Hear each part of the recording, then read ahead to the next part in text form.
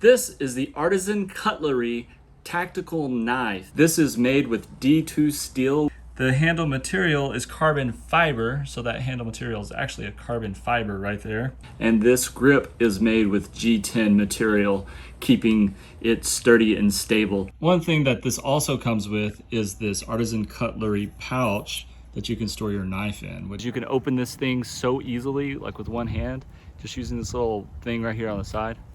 And it just flips open just like that. And that is the Artisan Cutlery blade. And you can take this pin in here, screw that pin in, and now this thing is a static blade, meaning that you can't even close this even if you tried. This goes in pretty nicely. It's real easy to open with both hands, so that's my left hand I just opened with. Has a nice little belt clip right there. I love this material, it's real smooth. This was made by a guy named Dirk Prikerton, and he designed this thing for camping and tactical use. Specifications on this thing this is the 1820p model. This blade steel is D2. The blade hardness is 5961 HRC. So that is a sharp knife, and that is right out of the freaking box. This is a paid sponsored video.